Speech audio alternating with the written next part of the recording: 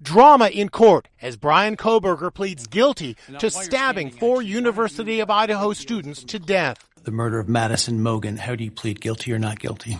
Guilty. For the murder of Kaylee Goncalves, how do you plead guilty or not guilty? Guilty. The murder of Xana Kernodle, a human being, how do you plead guilty or not guilty? Guilty. The murder of Ethan Chapin, a human being, how do you plead guilty or not guilty? Guilty.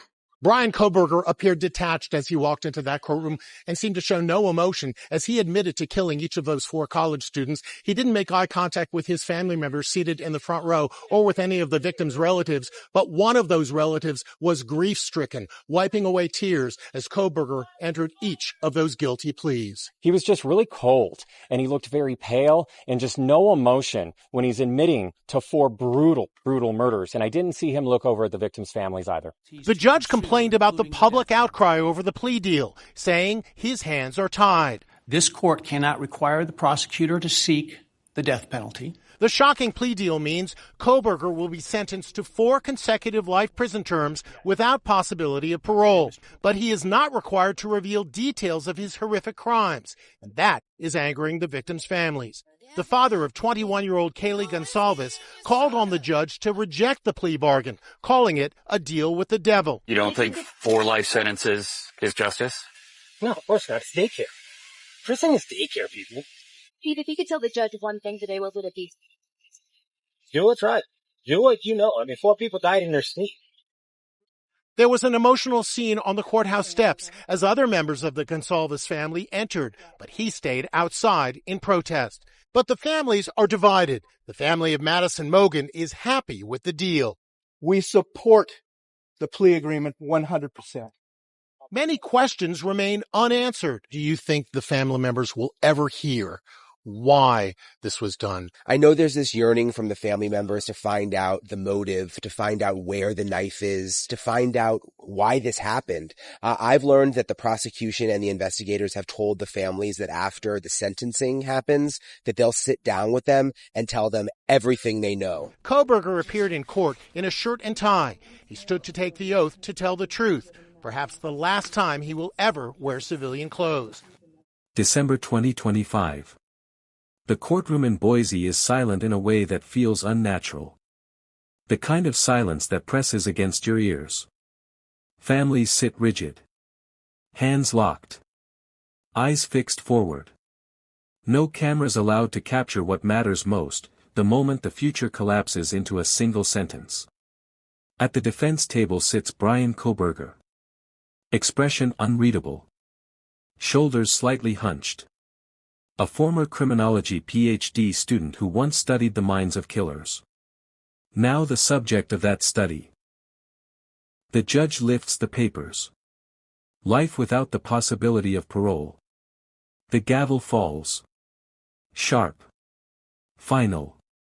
Echoing off polished wood and stone. And here is the part most people don't understand. The gavel sounds like an ending. But it isn't. It is the beginning of something far worse. Because death is finite. It arrives. It ends. It closes the file. Life without parole does not end. It stretches. It lingers. It rots slowly. No hope. No second chances. Just concrete. And for a man convicted of the brutal killings of 4 University of Idaho students, Kaylee Goncalves, Madison Mogen, Xana Kernodle, and Ethan Chapin, that concrete will define every remaining breath. Stay with me. Because what waits behind prison walls is not dramatic. It is not cinematic. It is not loud. It is worse. It is quiet. Before we go further, welcome back to the channel. We investigate the cases the world tried to forget, looking for the truth in the spaces between the headlines. If you find value in these deep dives, please subscribe and join our community of investigators. And as we begin, tell us where you are watching from today, whether it's the United States, Canada, Australia, or beyond. Leave a comment below, we read every single one. Now let's rewind. November 13, 2022. A rental house on King Road in Moscow.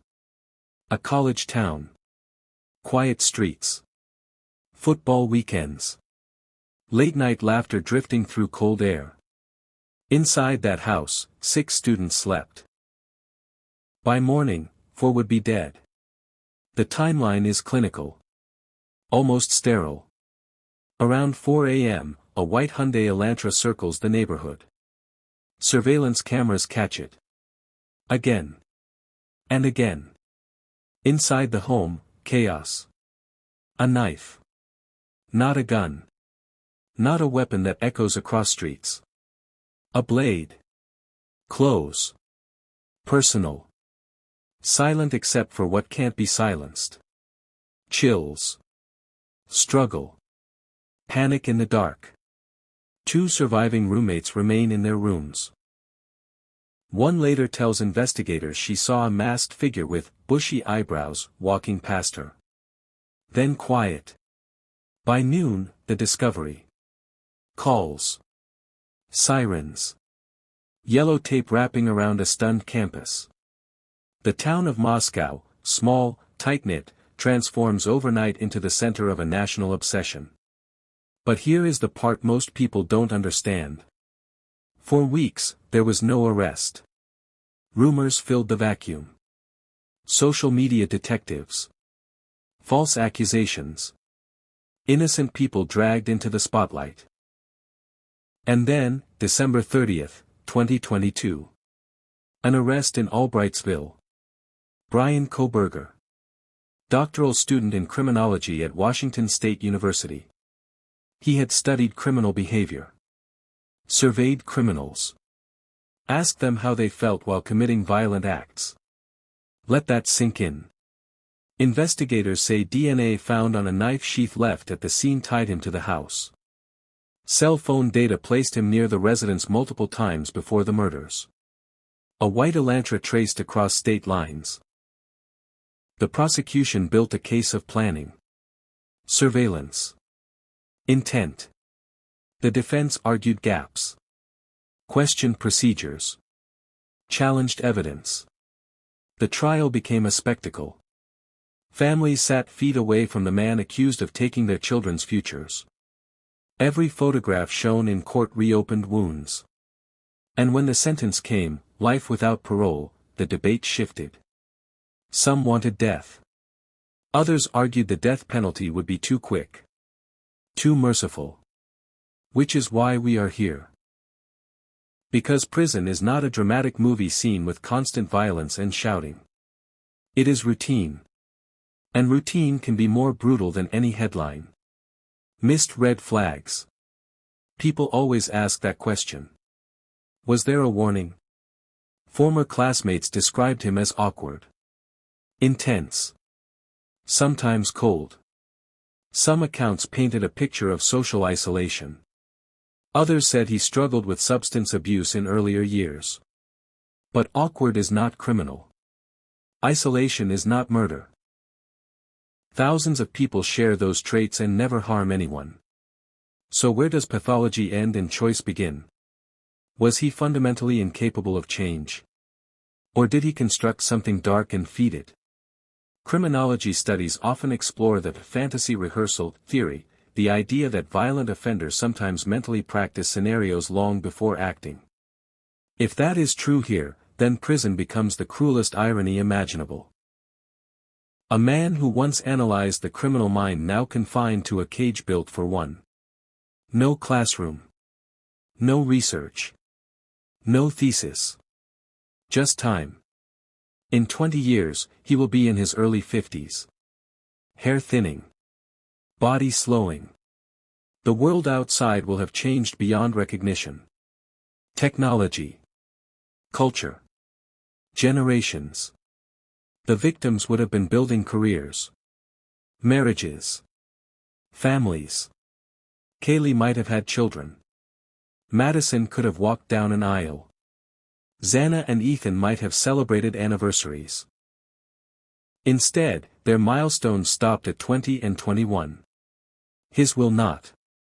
And that is the uncomfortable truth. Life without parole means he will grow old. He will see gray hair in a scratched steel mirror bolted to a concrete wall. He will feel knees ache in winter. He will watch younger inmates arrive while he remains. But he will never feel ocean water without shackles. Walk into a grocery store. Drive at night with music playing. Sit at a family dinner without guards nearby. Vote. Travel. Choose what to eat beyond a tray slid through a slot. The milestone erasure is slow. Birthdays blur. Holidays become numbers. New Year's Eve is just another lockdown count. No hope. No exit. Just concrete. Stay with me. Because now we step inside. Following sentencing, Kohberger was transferred into the Idaho Department of Corrections system. Given the notoriety of his case, security considerations are severe. High-profile inmates are often placed in protective custody. Not for comfort. For survival. General population has rules. And certain crimes, particularly those involving young victims, carry a stigma that can turn violent fast. The facility that houses him is built of reinforced concrete and steel. Tiered cell blocks. Cameras on every corner. Fluorescent lights that never truly dim. Lights on around 5:30 a.m. Count. Breakfast, processed eggs. Powdered milk. Lukewarm coffee. Another count. Hours in a cell roughly the size of a bathroom. Concrete slab bed. Thin mattress. Stainless steel toilet sink combination. A metal slot in the door. That slot becomes the center of your universe. Food comes through it. Hands cuff through it. Mail slides through it. You measure time by that slot. Let that sink in. Showers are timed. Recreation is limited, sometimes a solitary hour in a fenced yard the size of a dog run. Books, if allowed, become lifelines. But here is the part most people don't understand. Silence in prison is not peaceful. It is heavy. You hear distant shouting. Metal doors slamming. Someone arguing 2 tiers down. You smell disinfectant. Sweat. Institutional food. And at night, when the lights dim but never fully go dark, you are alone with memory. For someone convicted of killing 4 young students, that memory is not abstract. It is specific. And prison does not let you outrun specificity. In the hierarchy of inmates, notoriety is currency, but dangerous currency. Some inmates chase it. Others resent it. High-profile murderers can become targets. Not because of morality. Because of status. Because hurting someone infamous elevates your own name. So protective custody becomes a paradox. Safer. But lonelier. 23 hours a day alone. 1 hour out. Repeat. Days fold into weeks. Weeks into years. As of December 2025, appeals have begun moving through the system. Standard procedure in a life without parole case of this magnitude. Defense attorneys challenge evidence. Seek procedural review. Argue constitutional grounds. That process can take years. But appeals are not freedom. They are paperwork. Hope reduced to legal language. And statistically, the odds of overturning such a conviction are slim. So imagine knowing that every sunrise will look the same for the next 40 years. Imagine knowing the last thing you will ever see is not sky, but a ceiling. Concrete. Fluorescent light. No applause. No redemption arc. Just aging in a cage. If you've stayed with me this far, you aren't just a casual viewer. You're an investigator. We are building a community of people who refuse to let these stories fade into the concrete. Hit that subscribe button and join our ranks. Help us grow this circle of voices so we can bring more light to these forgotten halls. Now, let's look at the evidence they didn't want you to see. Because the real prison nightmare is not physical. It is psychological. A criminology student once fascinated by the mechanics of murder now living inside the consequence of it. Every day. No research paper can distance you from that. No theory can shield you. Stay with me. Because in part 2, we go deeper, into the philosophical dilemma that makes this case more disturbing than a simple life sentence. Is this justice? Or is it something else entirely? We'll open that vault next. Stay with me. Because this is where the story stops being about a courtroom. And starts becoming about time. Time is different in prison. It does not move forward. It sinks. As of December 2025, the headlines have cooled. National media trucks are gone from Moscow. Students walk past the once infamous King Road neighborhood without cameras tracking their faces. New freshmen have arrived who were still in high school when the murders happened. Outside the walls, life resumes. Inside, it never changes. For Bryan Kohberger, the sentence is not dramatic. It is repetitive. And repetition can dismantle a mind faster than violence ever could. Morning count. Metal doors buzz open and shut. Breakfast through the slot. Return to the bunk. He wakes at the same time every day. 5:30 a.m. fluorescent light humming overhead. The mattress thin. The air cold in winter, stale in summer. There is no weekend. No variation. Monday feels identical to Saturday. Christmas feels identical to July. Let that sink in. No holidays. No surprise visits from friends. No spontaneous decision to step outside for fresh air. Just routine. The Idaho Department of Correction facilities are structured for control. Movement is restricted. High-profile inmates are often housed separately, sometimes in administrative segregation for safety. That means limited interaction. Limited programs. Limited conversation. Concrete walls painted in dull beige. A steel toilet. A mirror that distorts your reflection.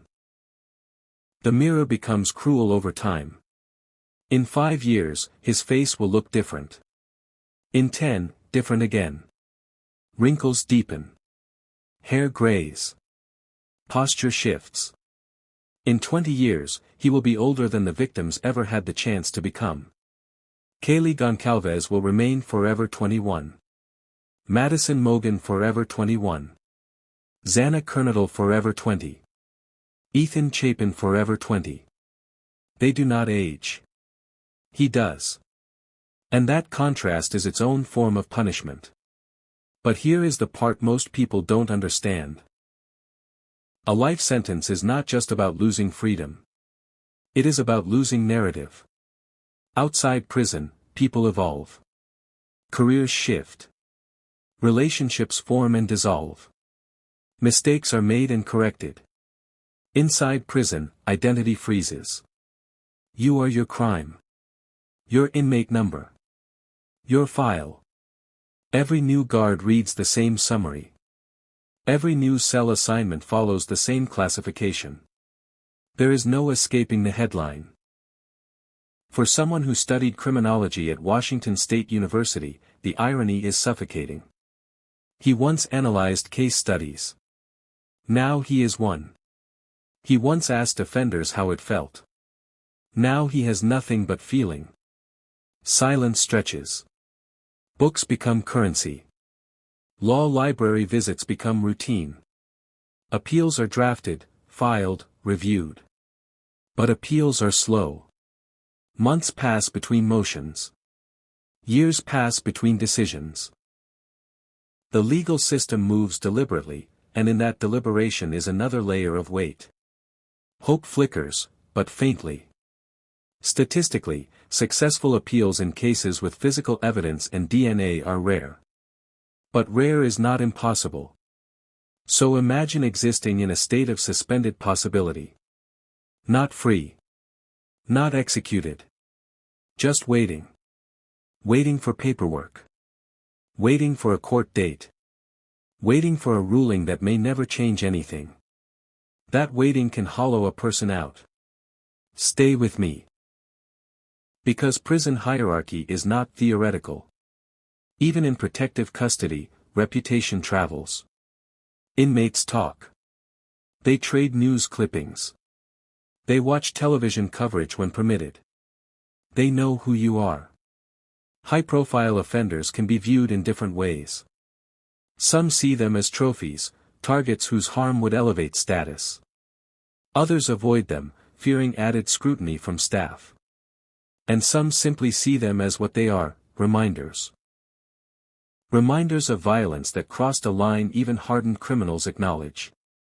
Protective custody means fewer threats, but also fewer human interactions. 23 hours alone. 1 hour in a recreation cage. Concrete underfoot. Chain link overhead. A slice of sky framed like a photograph you cannot step into. You pace. 10 steps forward.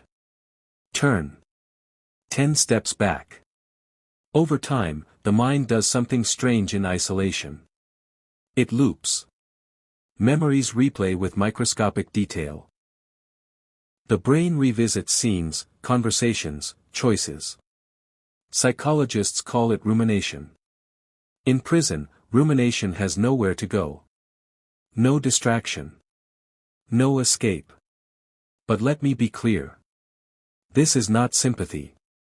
The victims' families wake up every day without their children. They visit graves instead of dorm rooms. They hold photographs instead of hands. Nothing about prison hardship equals that loss. Nothing. This is analysis. Not defense. And that brings us to the philosophical dilemma. Justice versus revenge. The death penalty ends a life quickly. It is final. Irreversible. Some argue it provides closure. Others argue it mirrors the violence it punishes. Life without parole is different. It is state-imposed permanence. It says, you will live. But you will live here. In this box. Until your body gives out. Is that more civilized? Or more cruel? Stay with me. Because cruelty is not always loud. Cruelty can be quiet repetition. Wake. Count. Eat. Sit. Sleep. Repeat.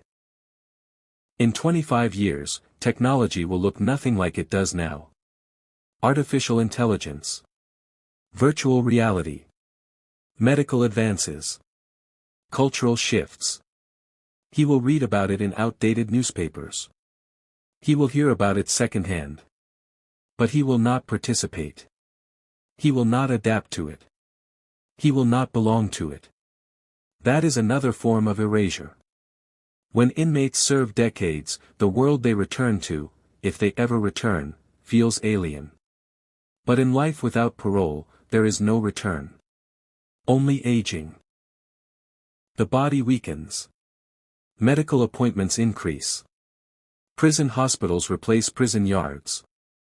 Eventually, some lifers are moved to geriatric units. Wheelchairs in narrow hallways. Medication carts rolling at dawn. Imagine being 75 years old in a concrete cell. Imagine dying there. No family gathered around. No sunset viewed freely. Just institutional routine until the end. Some would argue that is fitting. Others would call it excessive. And that debate is uncomfortable. Because it forces us to confront what punishment is supposed to accomplish. Deterrence.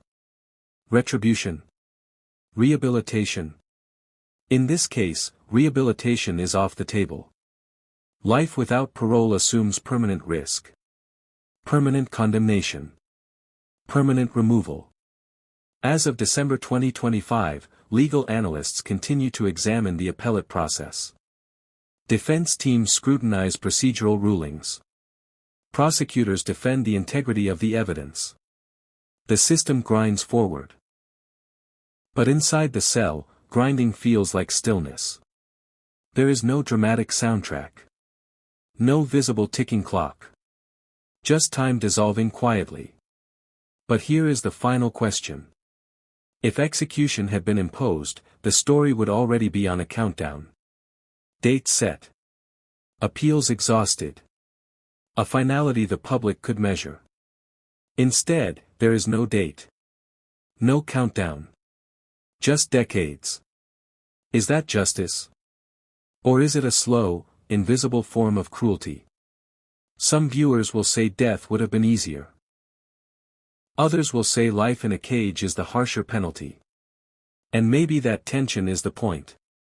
The justice system is not designed to make us comfortable. It is designed to separate. To contain. To respond. But whether it satisfies is a different question entirely. Let that sink in. Because long after the cameras leave and the headlines fade, prison remains. Concrete remains. Routine remains. And somewhere behind steel doors, a man who once studied crime now exists as a case file locked in a cabinet that may never close. The case of Bryan Kohberger is just one file in a very dark cabinet. In our next video, I'm opening the vault on a story even more chilling than this one.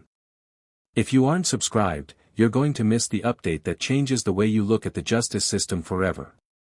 Don't get left outside the walls. Join us, hit subscribe, and I'll see you in the next one.